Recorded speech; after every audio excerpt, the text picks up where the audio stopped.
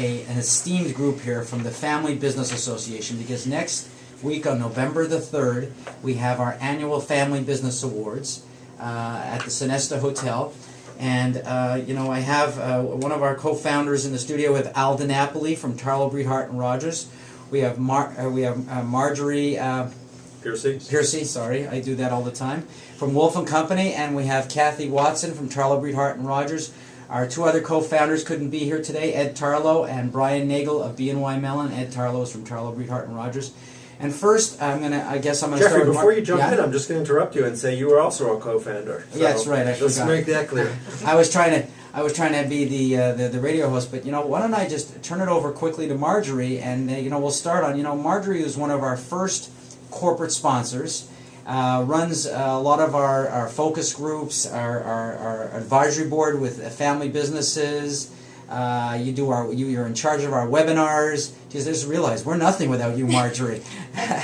And you're coming to the awards next week, and I think you can talk a little bit about why you got involved with it, and then we'll get everybody else involved too. Well, we have a very significant family business practice at the firm, and it's a practice that I've been drawn to because I'm always so inspired by family businesses. First of all, just acknowledging the importance that they and the important role they play in the economy, representing I think 67% or so of the gross domestic product in the U.S. and about the same in U.S. employment. So very significant.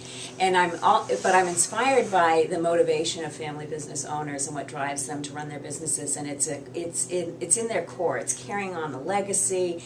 It's giving back to the communities by employing people in the communities. So that inspiration has driven me to not only serve them as a service provider, but also to contribute my time and efforts to the Family Business Association, whose mission it is to award family businesses and also to provide them with training and resources that will help them run their businesses. Well, it's quite substantialist. I forgot. You're also the liaison for the Family Business magazine for us. So you get involved with everything. And if you don't mind, we're just going to quickly. Also, my co-founder Al DiNapoli is here. Hi, Al. Hey, Jeff. Great to be here. I know we meet every Friday morning. We're getting the Family Business Award program going, but it's nice to be off that meeting and meeting you here. Well, I prefer to be here because here I don't have to bring breakfast. You do nice bread though. I try. Sandy has trained you well. Long time before Sandy, I have to tell you, I got trained in the agency business that I had to prepare good meals for people because I might not always prepare good meetings. You do work with a lot of food service people, don't you? I do. In your practice, I do. I grew up in the food business, and I've always had I like going to food companies because they feed me well. And you stay in shape? Well, I try. It's not easy. But Al, we have a lot of finalists this year at the Family Business Awards. I think we have more finalists than any other award in Boston. I think that's true, and I think the quality of them is just superior. Our nomination process brought in a lot of great businesses. The nominations have gone up and up every year, so people are finding this to be an award that's attractive to them. And the applications also have increased year to year. People have said just the application process themselves makes them reflect on their businesses and their families, and they bring up things and they share with the next generations things that went on with past generations that they hadn't done before until they sat down to work on the application. I think that's a really good point because public companies, as you know, they have to produce public reports and a certain self-analysis. And these family businesses, a lot of them, they've, as you're saying, and I'm just going to repeat it, they've told us that doing our application is the first time they've really stepped back and really been able to reflect on their business, and then coming to our awards and seeing how other family businesses are doing gives them some perspective about how other people run their businesses as well. So it's been a healthy, growing experience for them. It has, and some of them keep on applying every year. They never give up until they'll win. They tell me. It's important to do that. Got to figure it gets easier as time, the application process. It should, yeah. But tell us, just give us a little bit of background, because for the listeners who aren't as aware of it, this is the 5th annual Family Business Award program. I think this is our 4th year at the Royal Sonesta Hotel. Right. David Wade will be doing the emceeing for his 3rd year. He just loves the program, and he really has a commitment, I think, to family business that comes through the way he carries on. He loves our awards. He's bringing his wife this year.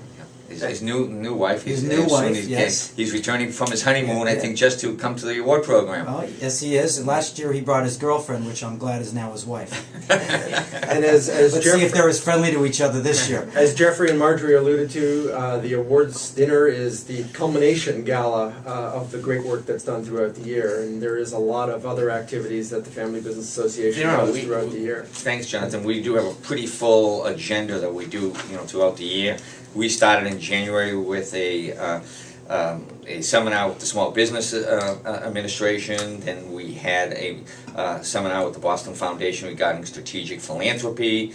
We did family histories with Fidelity, moving on to social networks at Suffolk University, mergers and acquisitions up at the Merrimack Valley Venture Forum. We went to Gloucester. We had a night at Gloucester of Gloucester history through its families. And in November we're having the agricultural industry, a seminar that's going to be held at Cavicchio Greenhouses in Sudbury about continuity planning. And so we have a wide array of different types of educational programs that we put on for family businesses. So Al, why don't you tell us about who all the finalists are?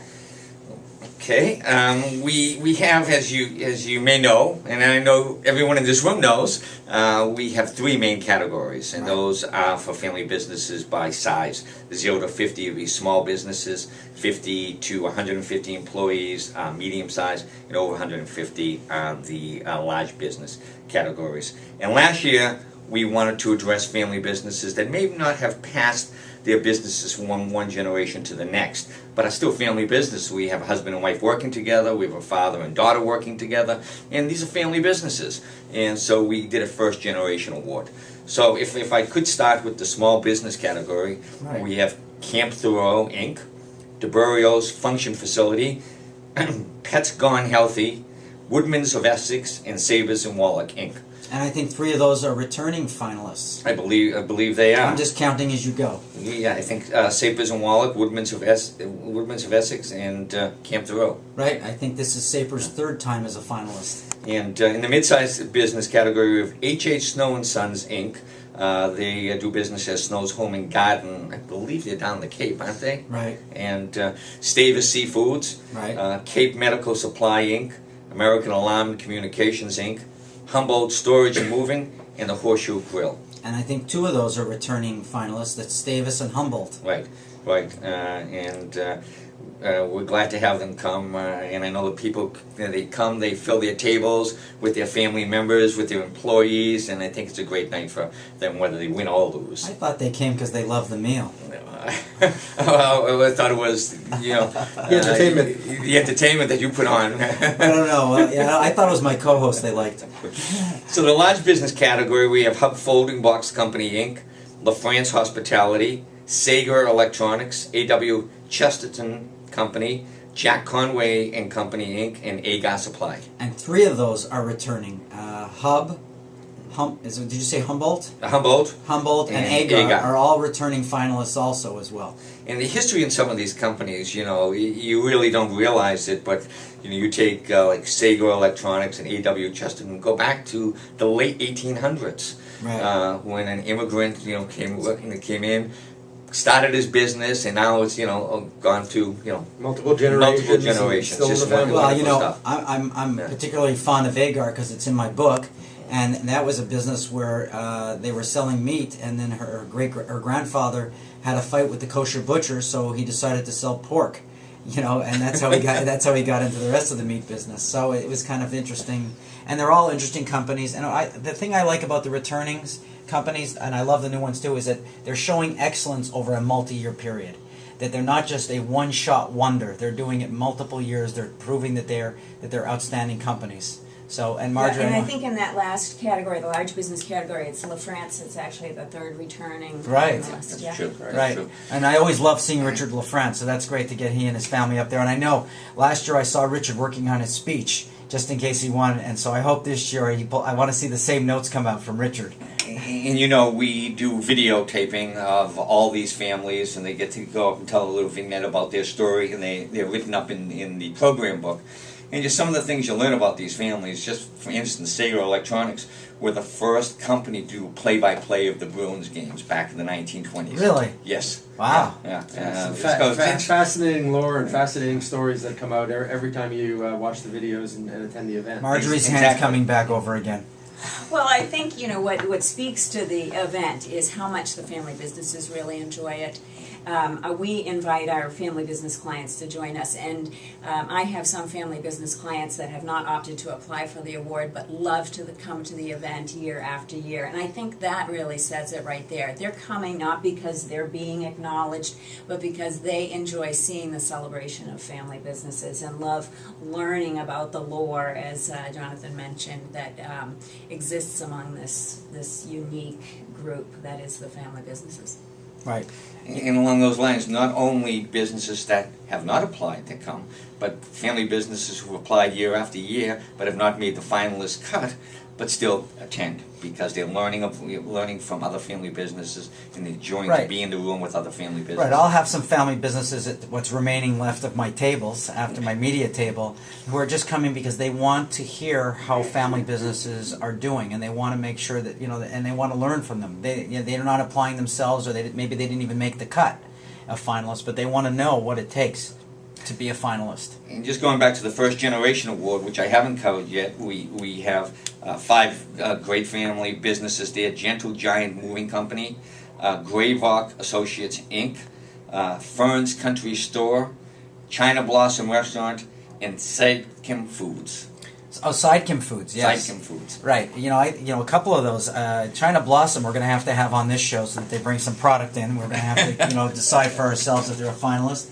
Sidekim Foods was here a couple of weeks ago, and they loaded the whole studio up with so much food, we fed the whole station. And if you know what they do, Sidekim does gourmet quality food for institutions like schools and homes, but it's restaurant quality. It's not the old-fashioned sort of food that you get. But we also have Kathy in the studio, and I think we all know who are involved with the FBA that the wheels of industrial productivity don't work without Kathy Watson.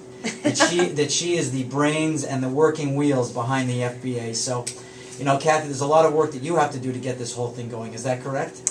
We have a lot to do collectively, and I appreciate the kind words. And we have a great team of people at the FBA who work on it. We were really fortunate this year.